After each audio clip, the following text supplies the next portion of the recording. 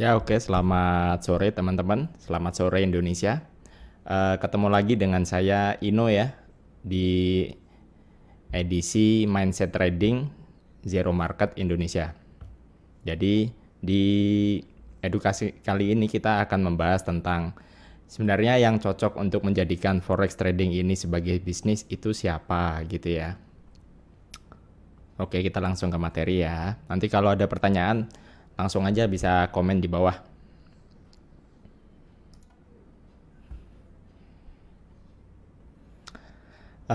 Jadi begini, kita pelan-pelan deh. Kita di sini berbicara tentang mindset trading, jadi otomatis secara nggak langsung kita berbicara tentang psikologinya gitu ya. Oke. Jadi yang pertama itu adalah personal karakter dari seorang trader yang bisa dikatakan akan menjadi sukses atau yang memiliki personal karakter yang baik itu yang seperti apa. Yang pertama itu adalah tidak mudah memiliki emosi negatif.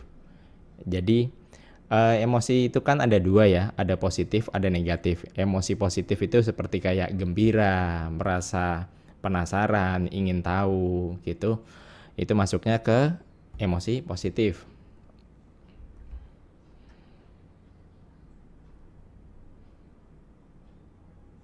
Oke, jadi misalnya contohnya ya, misalnya yang kalau kita di media sosial itu kan ya misalnya ngomongin jelek orang kayak gitu tuh, akhirnya nggak boleh kayak gitu sebenarnya kalau untuk kita tujuannya benar-benar untuk personal trading gitu ya. Terus yang kedua, pastilah semua orang pasti bilang trading itu sabar. Kenapa gitu kan? Karena memang realitanya 80% kegiatan trading atau bisnis forex online trading itu kan 80%-nya dihabiskan dengan waktu menunggu. Menunggu itu apa sih gitu kan? Kalau teman-teman sudah yang memiliki sistem trading yang bagus gitu kan, pasti butuh dengan istilah konfirmasi sebuah indikator atau konfirmasi sebuah price action. Jadi untuk menentukan kita bisa buy apa sell, kemudian stop lossnya di mana, take profitnya di mana, itu membutuhkan kesabaran. Terus yang ketiga, itu pasti harus memikirkan risiko terlebih dahulu daripada keuntungan atau peluang yang di depan mata. Oke, jadi seringkali kalau trading itu kan kita berpikirnya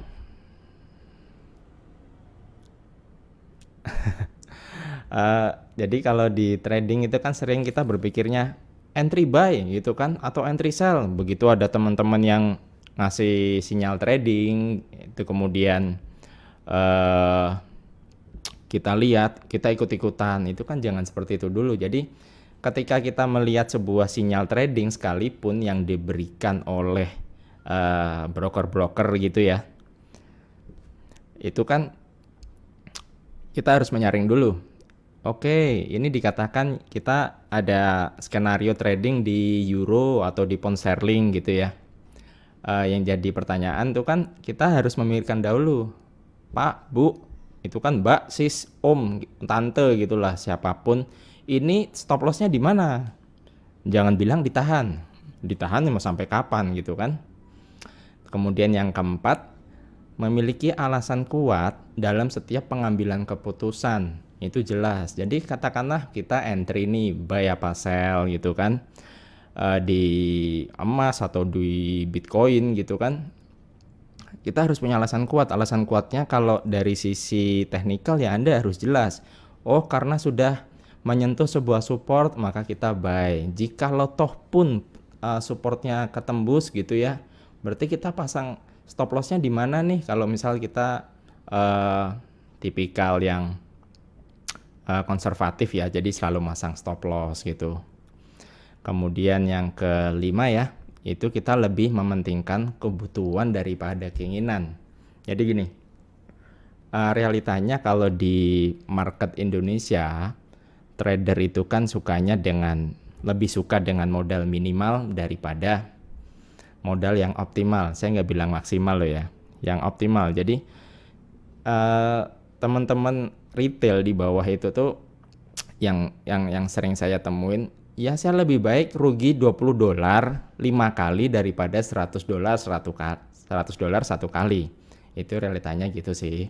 Jadi kalau kaitannya dengan lebih mementingkan kebutuhan daripada keinginan, ya arti kata jikalau kita ini adalah seorang karyawan gitu ya, kita bisa menyisihkan sejumlah uang itu, misalnya kita memang berniat untuk melakukan transaksi forex online trading, belilah yang kita butuhkan. Jadi dengan uang yang kita tabung itu kita bisa mendapatkan inisial deposit yang lebih layak daripada kita hanya mencoba-coba dengan $5, $20, apa $10. Toh pun kalau di realita lapangan ya kita lihatnya memang lebih banyak ruginya daripada untungnya.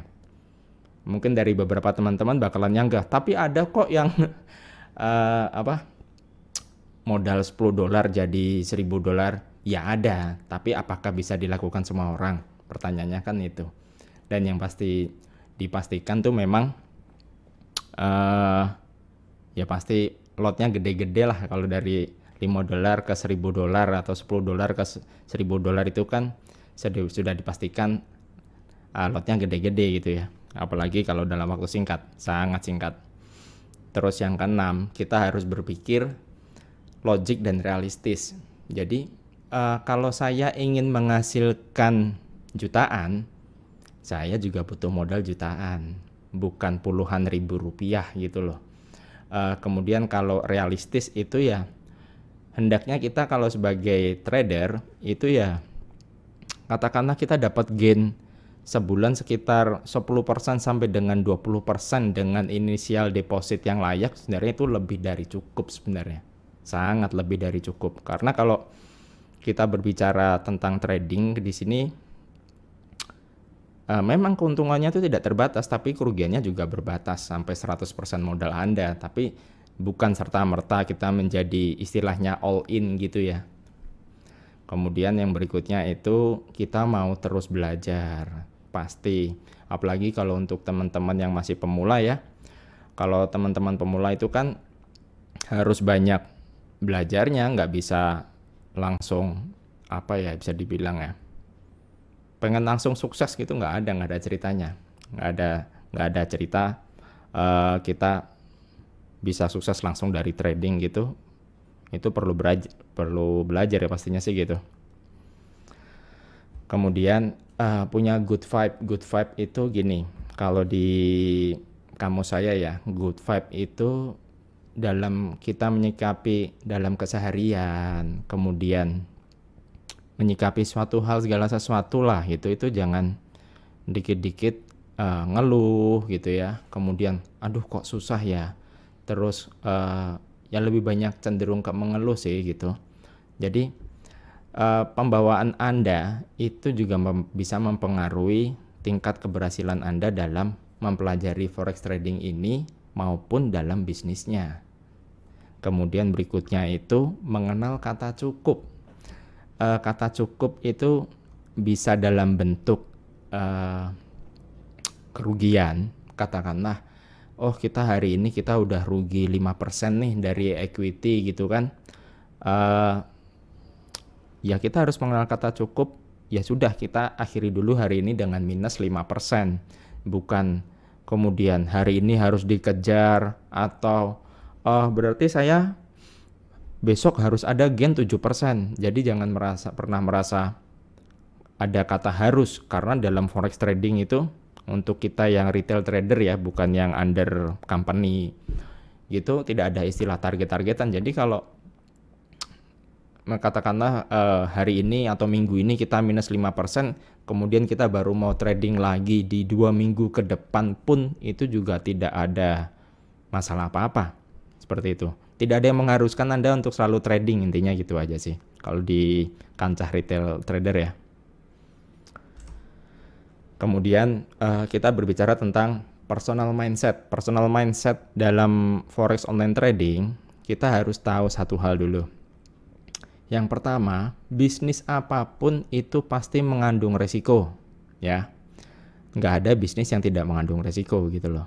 Kemudian berikutnya pastinya memerlukan modal untuk memulai usaha. Jadi bukan aliran no deposit bonus. Sorry to say ya, tapi ya ya nggak, dalam bisnis ya kita harus mengeluarkan modal sejumlah dari dompet kita langsung, bukan artian cari NDB ada nggak? Ya selamanya Anda akan berada di level-level itu aja.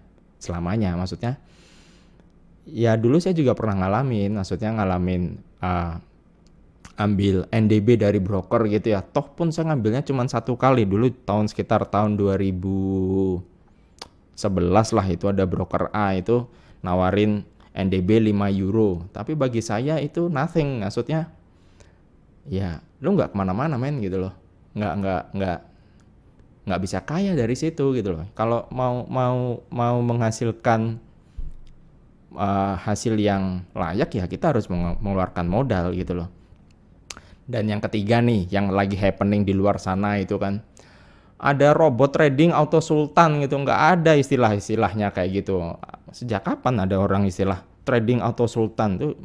Kalau bagi saya pribadi ya, istilah itu hanya untuk orang susah gitu loh. Sejak kapan ya orang trading langsung auto sultan gitu ya. Terus yang keempat itu pada prinsipnya forex trading adalah bisnis personal atau retail trading gitu ya, terutama untuk misalnya untuk teman-teman pekerja yang kemudian baru mengenal forex trading apa gitu kan ya. Kemudian saya harus belajar di mana gitu. Nah, bisnis forex trading ini adalah bisnis personal, jadi bisa aja kan orang lain nggak ngerti kalau Anda trading forex ya bisa aja, artinya diem-diem aja gitu loh. Kemudian yang berikutnya, kalau teman-teman sudah belajar tentang teknikal gitu ya, dengan mentor A, mentor B, dari broker A ke broker B sampai dengan broker Z gitu ya. Dari tiap-tiap mentor itu sudah mengajarkan teknikalnya. Kemudian teman-teman merasa, wah ternyata nggak benar gitu kan. Ternyata banyak salahnya. Kemudian teman-teman nyalahin mentornya, wah ternyata nggak works nih gitu kan. Tapi teman-teman harus tahu di sini bahwa memang tidak ada sistem trading yang sempurna. Tidak akan pernah ada yang Anda pengennya selalu profit gitu kan. Tapi kalau kita lihat di lapangan, tapi ada kok Pak yang tradingnya profit terus. Iya profit terus, tapi itu ditahan. Anda kan nggak tahu di belakang layarnya ada apa. Misalnya saya punya posisi averaging nih 5 posisi gitu kan, di buy. Kemudian di akhir historinya profit semua, tapi teman-teman kan nggak tahu kalau itu ngehold posisinya berapa lama gitu loh. Kemudian konsistensi itu memang adalah hal yang membosankan, pasti. Tetapi di balik konsistensi itulah yang sebenarnya kita lebih banyak bisa mensyukuri dari profit yang bisa kita hasilkan dari modal kita. Memang serius, kalau saya pribadi pun juga pernah mengalami sebuah kebosanan dalam trading. Padahal ya kalau bisa dibilang angkanya yang nggak kecil-kecil amat gitu ya. Sebulan bisa adalah suatu nominal tertentu gitu. Tapi rasa bosan itu ya bisa terjadi oleh siapapun ya, apalagi yang dapat hasilnya gede aja bisa bosan, apalagi yang hasilnya receh-receh gitu loh kasarannya gitu. Walaupun ini tidak bisa diratakan untuk semua orang ya, tapi ya realitanya di lapangan seperti itu. Kemudian berikutnya tidak mudah terpengaruh. Maksudnya tidak mudah terpengaruh itu yang seperti apa? Jadi gini, semisal lagi Anda sudah mempelajari sebuah sistem trading nih, entah dari sisi teknikal ataupun fundamental gitu ya. Ternyata ada yang nawarin, bro saya pakai ini nih gitu kan. Oh itu gimana gitu kan, lebih bagus nggak gitu kan. Bisa aja sih Anda konsultasi dengan teman-teman sesama trader. Oh kalau saya seperti ini, oh kalau saya seperti itu. Tapi kembali apapun, semua sistem trading, sebagus apapun sistem trading yang bagus itu adalah kalau dari sisi teknikal ya, itu adalah yang bisa mengidentifikasi market ketika market itu sedang sideways ataupun sedang trending ataupun sedang chaos. Dari sisi kacamata tiap orang-orang itu berbeda ya. Chaos itu seperti apa?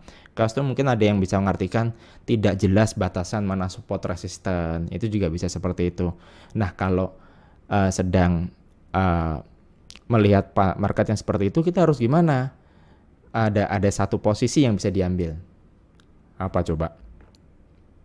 Tidak mengambil posisi itu adalah sebuah posisi juga gitu. Jadi nggak mesti harus ini apa ya, di buy apa di sell ya. Jadi nggak harus kita setiap lihat buka laptop, kita lihat handphone, begitu lihat market itu harus langsung entry, kan nggak ada yang nyuruh gitu loh.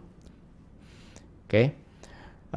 Kemudian berikutnya, untuk menghasilkan profit yang layak membutuhkan modal yang layak, itu udah pasti. Jadi kalau misalnya aliran, saya dulu pernah buat sih di YouTube itu, aliran $25 pengen jadi $1.000 gitu kan. Sesekali mungkin berhasil, tapi kalau untuk diulang berkali-kali ya entahlah gitu. Jadi kalau ya kembalinya rasional, harus logik. Jadi kalau ingin menghasilkan, katakanlah Pak saya pengen nih sebulan pengen dapat angka 10 juta gitu ya, itu modal saya berapa ya Pak gitu kan. Padahal kalau dari berbanding 100 juta untuk menghasilkan 10 juta berarti itu kan gainnya harus 10%. Berarti modal saya harus 100 juta dong Pak. Iya memang minimal segitu kalau pengen sebulannya nyari 10 juta gitu ya, secara konsisten tiap bulan gitu. Kemudian berikutnya, tidak mudah kaget dan tidak mudah heran terhadap sebuah nominal. Jadi kalau kita melihat profit seseorang gitu ya, katakanlah ada profitnya tiap hari 7 juta, 10 juta gitu kan, terus ya itu real gitu ya, maksudnya terus kemudian narik withdraw 14 juta, 15 juta, Anda jangan mudah heran, jangan mudah kaget. Kenapa? Ya bisa aja kan orang itu depositnya di berapa, kita kan nggak mungkin tahu gitu loh. Yang dia tunjukin cuman hasil withdrawnya doang gitu loh, bukan prosesnya seperti apa ya kan. Jadi kalau ini sudah menjadi suatu hal yang pasti sih, intinya kalau Anda inginkan yang lebih ya Anda harus memberikan sebuah deposit yang lebih. Udah itu yang logik, yang masuk akal gitu ya. Kemudian kalau kita berbicara tentang trading mindset gitu ya, trading mindset itu kalau dalam realitanya seperti ini. Seringkali kalau kita memiliki posisi yang salah itu ya, misalnya kita nge-buy nih, ternyata harganya turun gitu kan, terus kita nge-buy lagi ya, itu memang kondisi averaging loss. Ketika floating loss yang berkepanjangan itu menyebabkan habisnya energi kita ya, kita nungguin kok lama ya nggak balik-balik gitu kan, dan mempengaruhi tingkat keobjektifan dalam analisa. Wong jelas-jelas marketnya lagi turun tapi kita terus melakukan averaging buy gitu kan, itu bisa menyebabkan kita sudah nggak objektif. Jadi marketnya emang sedang turun kok di buy ya, mungkin ada suatu kondisi tertentu di mana market akan selalu rebound mendekati posisi pertama ataupun kedua Anda ataupun ketiga Anda. Tapi ingat loh bahwa namanya market itu sekali trending bisa aja sama sekali tidak kembali lagi dalam waktu lama. Misal ya, sekitar tahun 2000 berapa itu kan harga emas tertingginya di $1.900 per troy ounce. Setelah market hit tertingginya segitu, itu selama bertahun-tahun kan harga 1.900 nggak balik loh.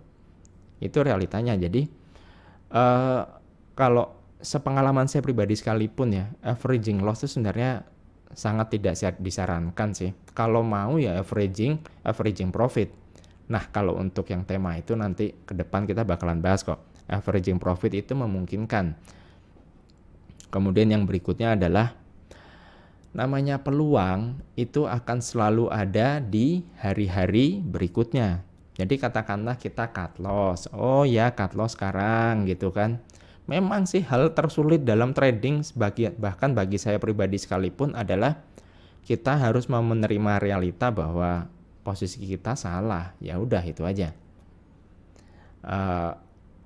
Kita terima untuk stop lossnya itu, kemudian bahwa peluang itu pasti akan selalu ada di hari berikutnya. Yang kadang-kadang menjadikan retail trader itu menjadi nggak sabar itu karena faktor profitnya ini adalah untuk cari makan. Itu saya juga pernah ngalamin. Trading for living itu berat, sangat berat. Nggak ada yang bilang trading for living itu mudah gitu ya. Kemudian selalu gunakan stop loss, tujuannya apa? Untuk membatasi deviasi dalam analisa. Analisa itu kan sifatnya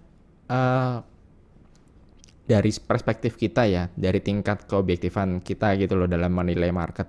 Tapi ya ada baiknya kita membatasinya dengan apa ya, dengan stop loss. Nggak bisa serta-merta kita menilai euro USD ini akan turun nih, kemudian kita nggak pasang stop loss padahal harganya udah naik lagi gitu loh. Sedangkan kalau kita melakukan stop loss kemudian kita di keesokan harinya ataupun baru minggu depan kita entry lagi, kita melihat market itu kan lebih fair daripada kita menahan posisi yang berkepanjangan gitu. Kemudian yang keempat, ini clue ya buat teman-teman sih. Kalau intinya kalau dalam transaksi itu adalah selalu perhatikan risk reward rasionya. Risk reward ratio itu penting banget sih. Jadi kalau yang seperti pertanyaan tentang ini di hold atau di close ya, ada sering kan kita lihat di Facebook gitu ya, ada beberapa teman-teman yang sedang mengalami floating profit, oke. Kemudian dia bingung, ini di hold apa di close ya. Sedangkan kalau orang-orang yang mungkin atau teman-teman trader yang sudah mengetahui tentang risk reward ratio, entah itu 1:1, 1:2, sampai dengan 1:4 itu ya, mereka tidak akan pernah ragu-ragu ini exit sekarang atau enggak. Seperti itu. Karena orang bisa menentukan risk reward ratio, berarti dia sudah bisa menentukan range perdagangannya itu di area mana gitu ya. Ini saya bisikin deh.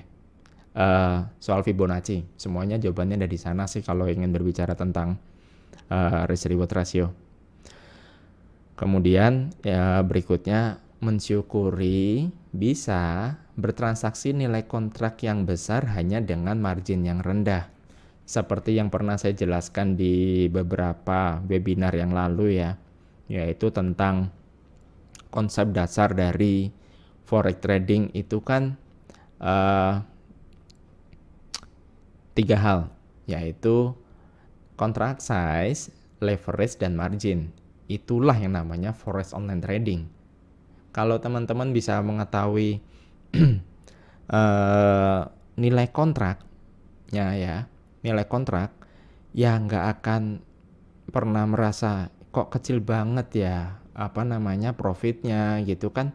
Kita harus sadar loh, nilai kontrak kelas mikro sekalipun 0,01 lot itu kan untuk di currency ya, itu kan setara dengan 1000 unit base currency gitu loh. Jadi kalau kita buy 0,01 lot euro itu kan kita bacanya kita sedang bertransaksi nilai kontrak 1000 euro, karena euronya itu kan base currency, kemudian dolarnya itu counter currency. Jadi kita harus menyadari bahwa ya itu memang maksudnya nilai kontrak itu gede loh. Kalau yang teman-teman yang biasa trading saham kan menilainya satu lot itu 100 lembar saham gitu kan, dan ya harus beli satu lot, minimal harus 100 lembar saham gitu loh. Kemudian yang berikutnya, yang terakhir adalah lebih baik khawatir daripada maaf gitu. Jadi kalau kita membaca sebuah analisa, kita lebih baik memiliki rasa khawatir untuk adanya deviasi yang terlalu lebar, kemudian kita takut untuk entry, lebih baik tidak melakukan gitu loh. Jadi jangan sampai segala bentuk keputusan trading itu ragu-ragu. Kalau Anda ragu-ragu, lebih baik ya jangan trading gitu aja sih. Oke, mungkin saya cek di Facebook dulu ya.